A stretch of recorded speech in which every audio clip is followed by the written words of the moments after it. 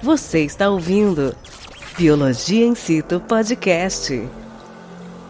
Porque todas as estradas levam à biologia.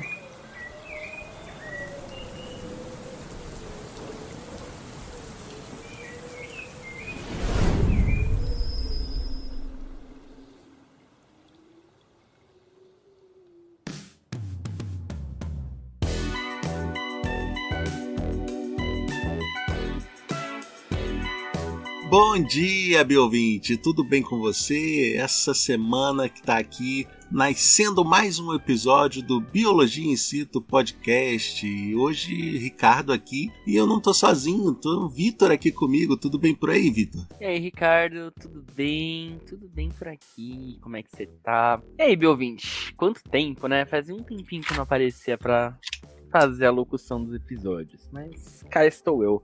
E pois é, Ricardo, essa semana a gente consegue falar que o episódio tá pra nascer mesmo, né? Porque hoje a gente vai trazer pra vocês as respostas da infame pergunta, né? De onde que vêm os bebês? Ah, sim, a famosa dicotomia entre o alface ou a cegonha, né? É, só que não era um alface, né? Era um pé de repolho. Repolho? É repolho. Eu sempre achei que fosse alface. Não, é repolho. Não, mas aí tem repolho da Gases, né? Eu preferia ainda o alface, se fosse por isso. É aquela famosa, né? Será que são gases ou é bebê? É, a dúvida válida. A dúvida válida. Mas importantíssimo o assunto de hoje, Biovinte, além de ser um assunto que traz muita curiosidade, é uma matéria que vira e mexe cai em vestibular, Enem, concurso, por aí. Então, fica ligado por aqui que hoje é conteúdo pra vida, literalmente.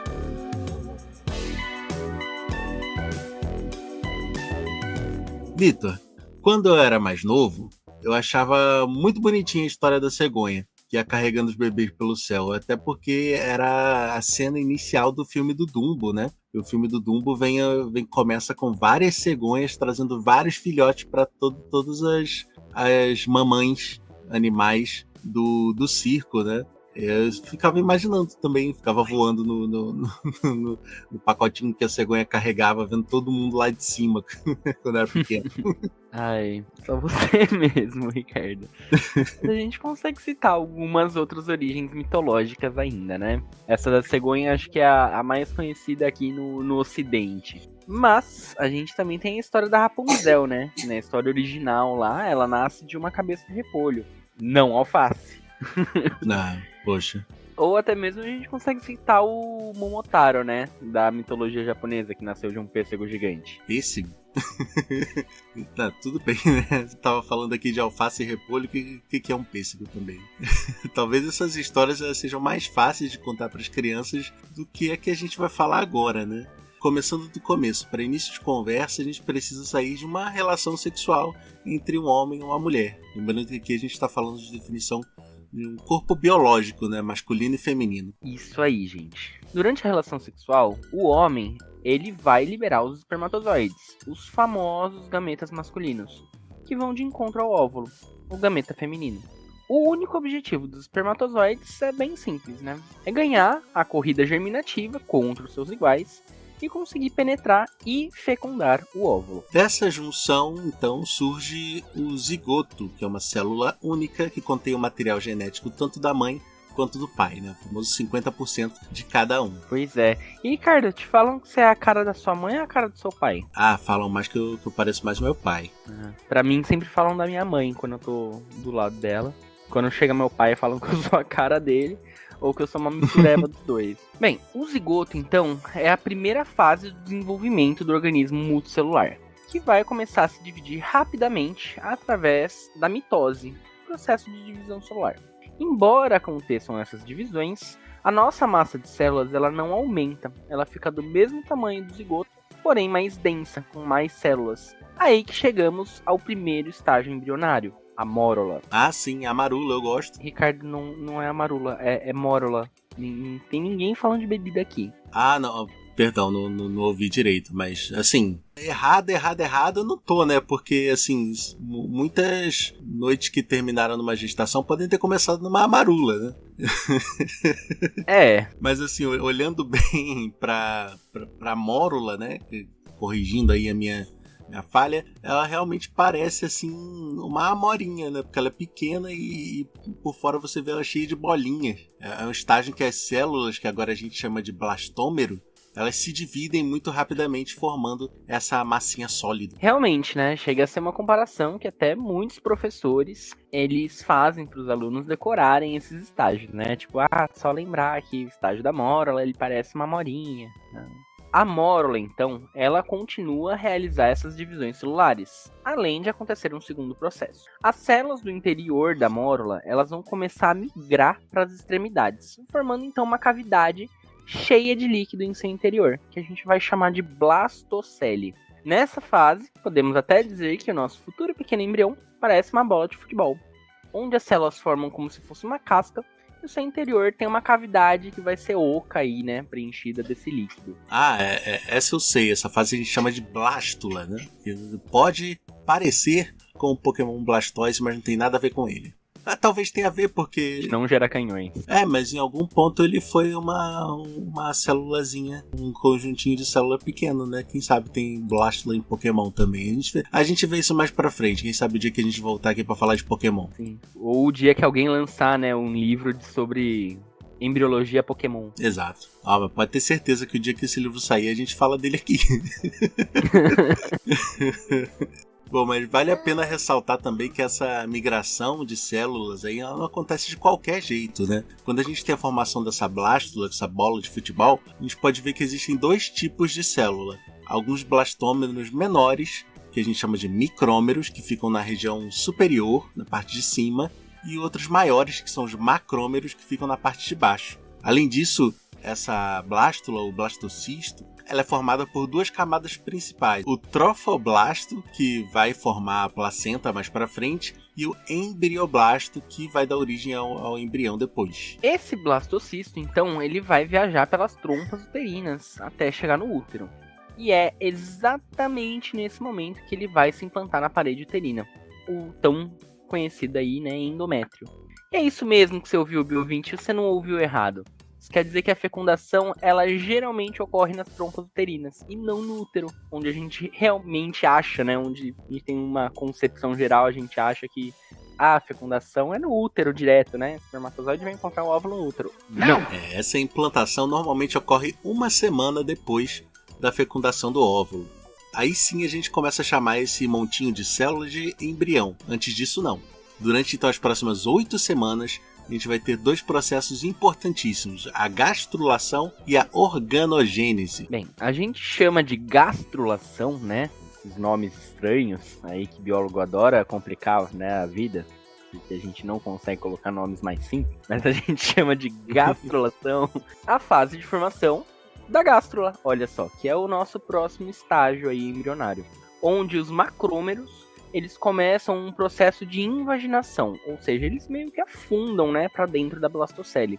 Durante esse processo, então, a gente tem a formação das nossas 3 camadas germinativas: a ectoderme, a mesoderme e a endoderme. Já a organogênese é o processo de formação de todos os órgãos e sistemas do corpo, como está na própria palavra, né? Gênese é a origem, o início dos órgãos. E é nesse momento que o embrião começa a tomar uma forma mais reconhecível, deixando de ser um monstrinho e ali obtendo características mais humanescas. Não que eu não ache bebê um monstrinho quando nasce, né? Todo mundo fala que tem cara de joelho, mas eu acho criança quando nasce muito feia. Sim. É aquele documentário do Olha Quem Está Falando, os bebês são terríveis. Força pra baixo, anda! Não faz força! Corta esse lance de fazer força, eu tô caindo! Ai, socorro! Não! Está vindo? Não, me põe de volta, por favor! Cara, solta minha cabeça, me põe de volta lá! Terríveis de apronto ou terríveis de feios? Daí depende do bebê, porque não é ético falar que o bebê é feio, né? Ninguém apoia isso. Mas, assim, existe, né? Fazer o quê? Justo. Bem, a partir então da 8ª semana, a gente começa a chamar o embrião de um nome mais conhecido, né?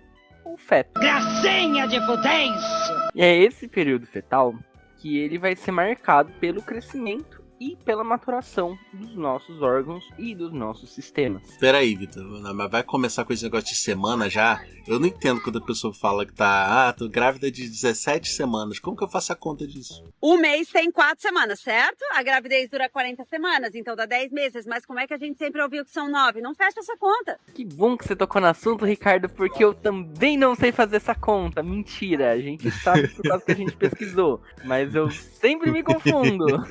Então, parabéns para quem consegue fazer esse cálculo. Mas essa contagem por semana é só outra maneira da gente contar essa história do desenvolvimento embrionário, né? Aliás, né, pra gente começar a falar disso, esse cálculo, você sabia, Ricardo, que esse cálculo, ele se dá a partir do primeiro dia do último período menstrual? Sabia não? Nossa, não fazia ideia. A gente tá falando muito antes da fecundação. Sim, e se a gente for falar de semana, então todas essas etapas, elas acontecem quando? Só depois da fecundação. Ah, sim. Bem, Ricardo, essas etapas que a gente tá falando até agora acontecem todas no primeiro trimestre, ou seja, até a 12ª semana. Nas 4 primeiras semanas é onde acontece a concepção e a implantação. Ao final da 4ª semana é quando acontece a implantação do zigoto no endométrio uterino. É importante dizer também que é exatamente nesse período que é possível confirmar a gravidez a partir de testes, né? Além de ser o período onde tem o início da formação do saco gestacional e o início do desenvolvimento do embrião. E é então, quando a gente fala da semana 5 até a semana 8, que o desenvolvimento acontece a todo vapor. O embrião, na 5ª semana, ele vai começar a formar os órgãos e as suas estruturas básicas, enquanto que na semana 6 e 7 a gente tem o desenvolvimento do sistema nervoso e o começo da formação ali de bracinho e perninha. Na semana 8, o embrião tem mais ou menos ali uns 2,5 cm, não vai ser muito maior do que um grãozinho de feijão, já conta com todos os principais órgãos presentes. E ao final do primeiro trimestre, que o embrião passa a se chamar de feto. Nesse momento, os dedinhos das mãos e dos pés começam a se formar e os órgãos continuam a se desenvolver. E assim a gente chega aí ao 2º trimestre. É isso aí. Nas semanas 13 até a 16... elas vão ser marcadas pelo desenvolvimento e o crescimento do feto. A gente tem a definição das nossas características faciais, ou seja, vai formar o rostinho, e também vai ocorrer o desenvolvimento dos órgãos sexuais, o que torna possível a identificação do sexo do bebê através do ultrassom. Aquele famigerado lá, né? Ai, será que vai ser menino ou menina? É só nesse momento que a gente consegue saber. E vai ser então nas semanas 15 e 16 que os nossos ossos começam a se formar, e os primeiros movimentos podem ser sentidos pela mãe. Depois disso, começa o desenvolvimento dos sentidos e dos movimentos. O feto pode responder a estímulos externos e a formação dos sentidos continua. Nas semanas 19 e 20, os movimentos do feto se tornam mais perceptíveis e há o desenvolvimento dos músculos e da pele. Nesse momento, nosso futuro ser humaninho tem aproximadamente aí 25 centímetros e 300 gramas, aí mais ou menos uma porçãozinha de carne, né? Literalmente uma porçãozinha de carne. E é nessa época também que não pode gritar com o neném, né? Que ele ouve, pelo jeito. Desenvolvendo sentido e responde a estímulo externo, não pode brigar com o bebê. Mas tem gente que grita com o neném até a idade adulta. É verdade. Não grita com o neném! Não grita com o neném, mas não tem neném, tem sim eu. Vai ser nas semanas 21 até a semana 26 que elas vão ser marcadas pelo crescimento super acelerado aí do nosso feto. Ele vai começar a ganhar peso bem rápido e a partir da semana 23, mais ou menos, ele já tá com o corpinho bem formado, a ponto de ter chances de sobreviver fora do útero, claro, em cuidados intensivos, caso seja necessário um parto prematuro. Antes disso, as chances de sobrevivência não são tão altas. Nas semanas anteriores, o pulmão continua a se desenvolver, a pele começa a se tornar menos transparente e até a semana 26 o bebê continua a ganhar peso e os órgãos vão ficando mais maduros. E assim a gente chega ao 3º trimestre. Para quem não está acompanhando, meses 7 a 9, né? Isso aí. Então, das semanas 27 até 32, a gente tem a preparação para o nascimento. Com o cérebro e os pulmões em desenvolvimento avançado, aqui o bebê ele já é bem maior, ele tem cerca de 35 centímetros e 1 quilo, ou seja, um saquinho de arroz. É, um saquinho de arroz, pô, 35 centímetros, 1 quilo é um saquinho de arroz. Justo. E aqui ele continua a ganhar peso rapidamente, e os sistemas do corpinho continuam a se desenvolver. Chegamos então ao ponto que o desenvolvimento vai finalizando. Isso ocorre entre as semanas 31 e 36. O bebê começa a se mover menos por conta do espaço limitado. O desenvolvimento das funções vitais está quase completo, os ossos e órgãos totalmente desenvolvidos, e o bebê vai começando a se preparar para o nascimento e entrando em posição de parto, né? A famosa posição fetal, que a gente fica quando está muito triste, muito mal. Isso, só que a diferença é que a posição de parto, no caso, a cabeça do bebê ela tem que estar virada para a entrada da vagina, a cabeça para baixo. Fica ali que nem um astronauta em gravidade zero. E vai ser a partir então da semana 37 que o bebê já vai estar pronto para nascer, embora ele possa continuar a crescer e ganhar peso. A gravidez ela é considerada a termo a partir daqui, ou seja, o bebê recém-nascido a termo é considerado normal ou de baixo risco, desde que apresente, né, uma boa vitalidade, um crescimento intrauterino adequado, enfim, tudo que o teu médico ali do pré-natal vai falar. Por isso que o acompanhamento pré-natal é super importante. E é finalmente nas semanas 39 e 40 que o bebê já está completamente desenvolvido e o corpo da mãe se prepara para a chegada, e que pode acontecer a qualquer momento. Mas aí aqui a gente chegou em 40 semanas, Vitor. Não tínhamos falado que era 9 meses? 40 dividido por 4 dá 10. Tem algum... O que aconteceu aí? Então, lembra que eu falei que a gente começa a contar as semanas desde o começo do último período menstrual? Tem que lembrar que entre um período menstrual e outro, a gente tem 28 dias. Tá. Importante. Não, tudo bem. Então tem aquele período ali antes do... Sim. Não, tudo bem, porque eu aqui eu já achei que tava estilo 13º. Porque se você não prestou atenção ainda até hoje, B20, a gente ganha um salário 13º quando é CLT, né? Quando a gente tem esse luxo de ser CLT hoje em dia. Mas o 13º salário nada mais é do que um período que a gente trabalhou sim durante o ano. Porque o ano tem 52 semanas. Normalmente o mês a gente conta como 4 semanas. 52 por 4 dá 13, não dá 12. Então a gente tem um mês a mais que a gente trabalhou no meio do ano, sim. Por isso que a gente ganha o 13º. Não é bônus. É um direito adquirido pelo que a gente trabalha. Né, Ricardo? Que ótimo receber CLT por uma coisa que a gente trabalha o ano inteiro. Muito bom. Muito bom. Mas já viu desses reacts de YouTube de vagas arrombadas? Tem gente que não recebe pelo que trabalha. Não, realmente. Não recebe. Mas e aí, Ricardo? Quando que vai ser o chá de bebê? Assim que eu tiver dinheiro suficiente pra comprar a tinta pra pintar a cachoeira. De novo, que história. Você viu essa, Vitor? Não vi.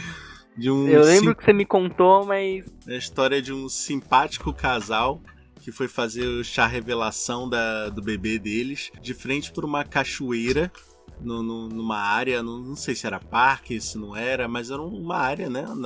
Quiseram fazer na natureza, e aí eles pensaram que modo melhor de comemorar na natureza que não seja a poluição ambiental, né? E aí alguém ficou responsável de soltar uns corantes de lá de cima da cachoeira para que o pessoal de lá de baixo pudesse ver a água descendo colorida, revelando o sexo da criança. E aí nasce assim um criminoso ambiental. Pensa assim, às vezes o corante era eco-friendly, podia ser pior, podia ser microplástico. Sim.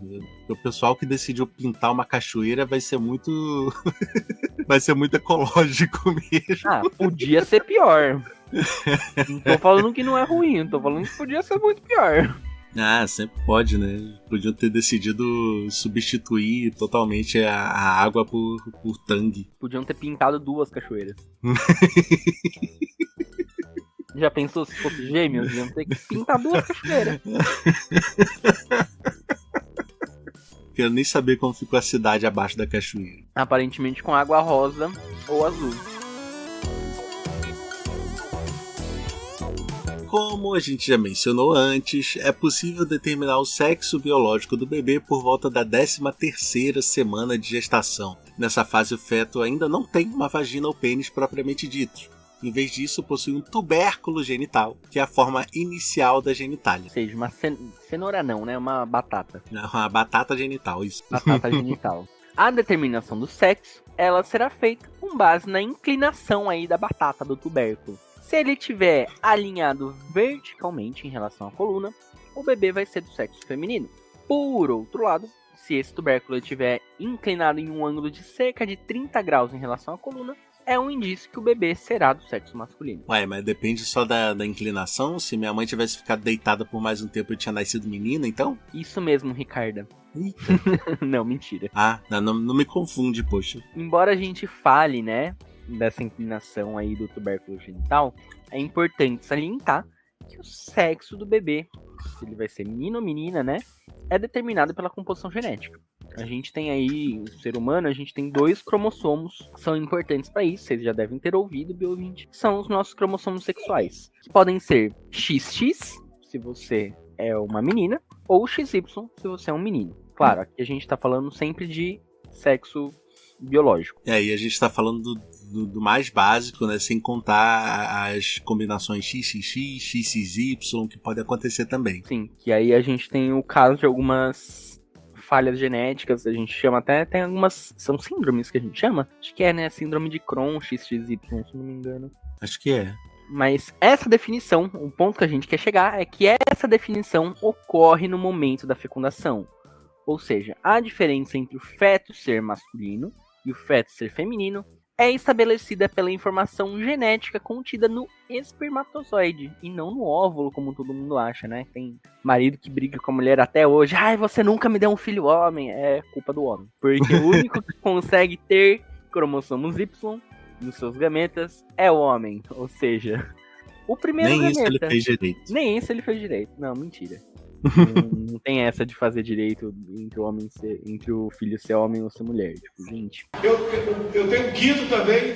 O quinto eu dei uma fraquejada, né? Foram 4 homens, a quinta deu uma fraquejada, veio uma mulher. Isso aí é muito arcaico. Mas eu ouvi falar de uma grande autoridade que a filha dele era uma fraquejada que ele deu. Ah, mas até aí a fraquejada é ele ser ele, né? Não é nem a filha. A fraquejada é ele existir. Muito bem, mas se a gente envolver a origem do homem de acordo com a Bíblia, na teologia judaico-cristã, acredita-se que a origem do ser humano vem de Deus. Para quem não entendeu aí, não fala francês, Deus, que criou Adão à sua imagem e semelhança. Mas e aí, vocês já pararam para pensar que se Adão foi criado por Deus, ele teria ou não teria umbigo? Porque pode parecer uma pergunta engraçada, mas o umbigo está presente no corpo por conta da ligação no útero entre o útero e o feto, né? Entre o bebê e a mãe. Mas pra começo de conversa, eu acho que Deus é espanhol, viu, Ricardo? Não é francês, não. Pra começo de conversa. Eu não estudo, eu só falo. E vai vir o Duolingo, vai vir a coruja do Duolingo aí bater em você, viu? Que não tá fazendo as aulas. Duolingo cobra, Duolingo cobra. No espanhol Duolingo realmente eu parei. Duolingo é pior que a agiota. Vai vir cobrar. A corujinha vai me quebrar meu joelho. Vai te quebrar no meio, não tá fazendo a lição direito. Que horror. Ai. Voltando a esses questionamentos, né? E se Deus criou Adão, né, já adulto, ele não ia precisar ter um umbigo, né? Não teve essa ligação aí entre o feto e a mãe, como o Ricardo falou. Mas a gente pode pensar para um outro lado, né? Se Deus criou um ser perfeito, mesmo adulto, ele ia ter um umbigo. Mas aí a gente tá entrando em discussões teológicas. Mas pode ser a junção do tijolinho com o barro, né? Isso foi feito do barro. Em algum momento tem que ter ligado o umbigo do tijolinho com o da parede. Tinha parede? Já não. Isso explica porque algumas paredes, né, são cheias de buraco. A gente faz buraco ali, é o umbiguinho do tijolo. Isso, é. Não, você olha para uma parede e vê um buraco, você pode pensar, ou deu alguma coisa errada na construção, ou alguém quebrou isso aqui, ou que é o umbigo daquele serzinho que tem tudo a ver com a gente evolutivamente. Não.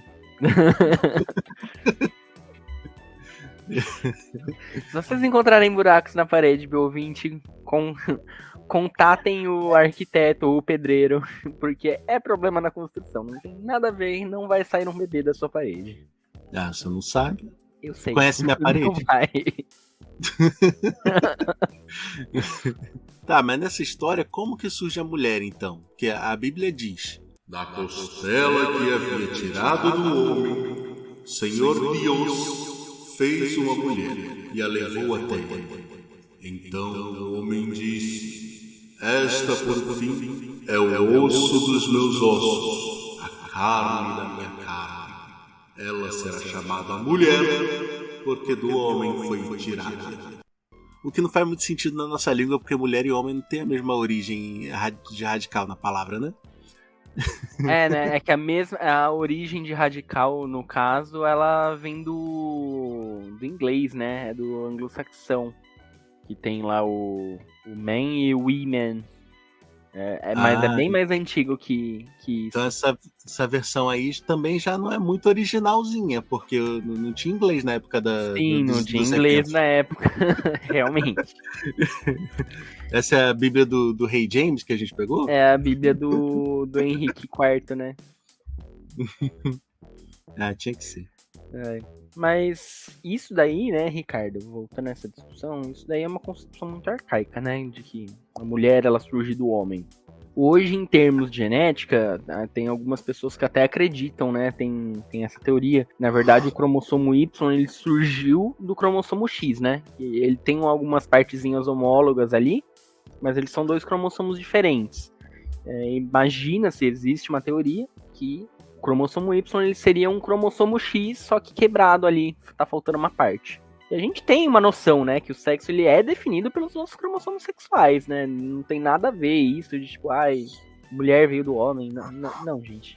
Mas essas teorias, principalmente essa da criação do mundo na teologia cristã, né, não passa de uma fábula pra gente explicar a origem do universo. Igual aí a muitas outras religiões, a gente tem fábulas de criação do universo, né?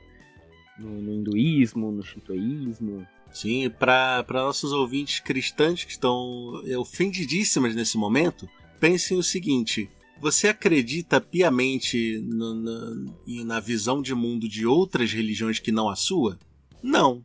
Então outras pessoas de outras religiões não têm a mínima obrigação de acreditar nas suas. Podem acreditar que a sua é uma fábula, tanto quanto você acredita que as das outras são fábulas também.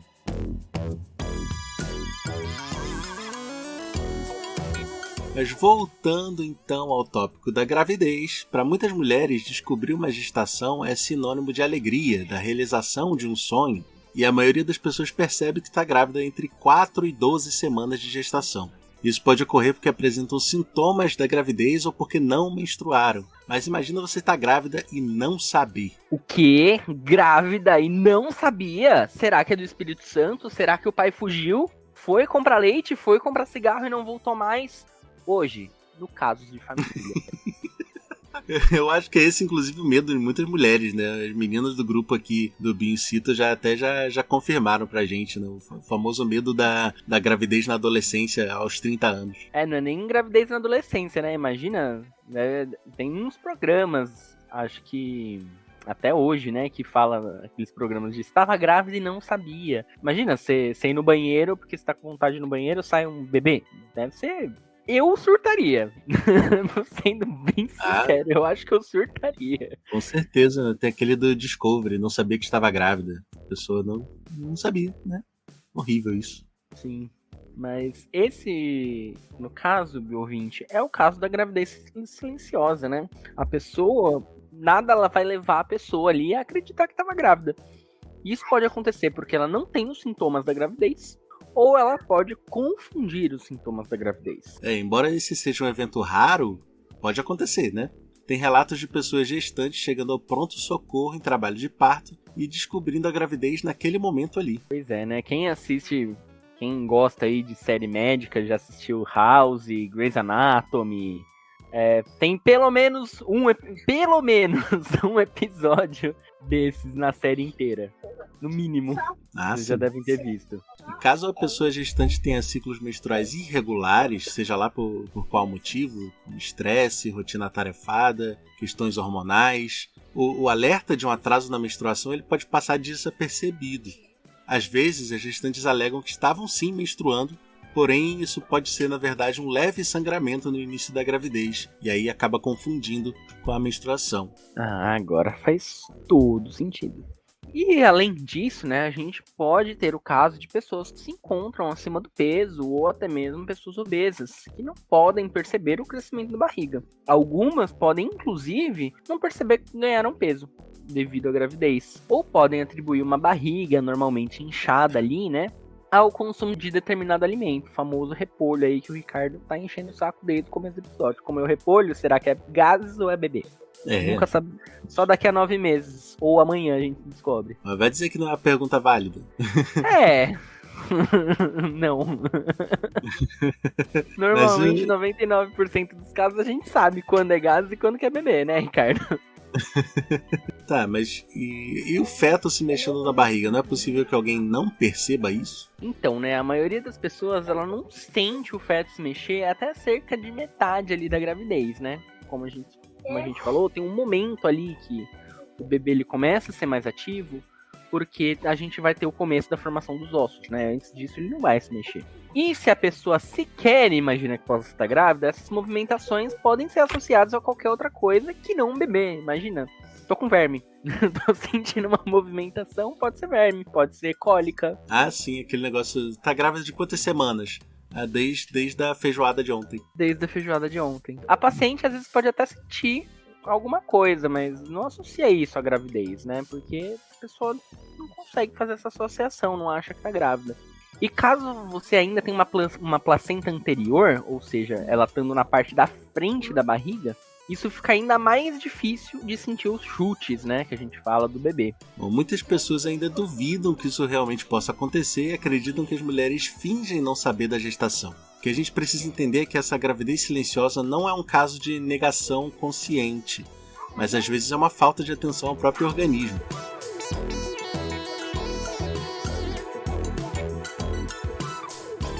Vitor, olha aí, temos aí um episódio um pouquinho mais técnico, né? Porque a gente falou um monte de nome difícil, mas eu espero que a gente tenha conseguido explicar direitinho, né? Cada um desses nomes. Pois é, mas fica por aí, viu, Biovinte? Que logo mais vão vir uns episódios um pouquinho menos técnicos e um pouquinho mais pra discussão aí. Fica aí, a dica. Será que a gente dá spoiler? Foi só... Oi? Será que a gente dá spoiler? Não, vamos deixar o mistério aí, né? Mas a única coisa que a gente pode falar é que são temas que revolvem aí a embriologia. A gente dá aqui o pontapé inicial para continuar essa discussão. O chutinho do bebê. O chutinho, né? Aquele que faz os pais dizerem que vai ser jogador de futebol. Isso. Bom, mas semana que vem a gente dá continuidade, então mais um episódio. Até lá, se você não entendeu alguma coisa desse episódio, pode mandar mensagem pra gente pelas nossas redes sociais, no Instagram, Facebook e LinkedIn como @biologiainsitu ou no Twitter e TikTok como @bioincito. Também tem o nosso e-mail, que é o cartinhas@biologiaincito.com.br. Incito se escreve com I, N de navio, S-I-T-U. Você também pode apoiar esse querido podcast, esse projeto maravilhoso que chega até você semanalmente, gratuitamente, pelo nosso Apoia-se, apoia.se/biologiaincito. Tem lá as categorias, de acordo com o que você quiser e puder ajudar. Ou pela nossa chave Pix, que é o nosso e-mail, cartinhas@biologiaincito.com.br. Muito obrigado, Vitor, por esse episódio de hoje. Até a próxima. Obrigado, Ricardo. Até mais, viu, ouvinte. Até a próxima. Obrigado aí. Tchau, tchau.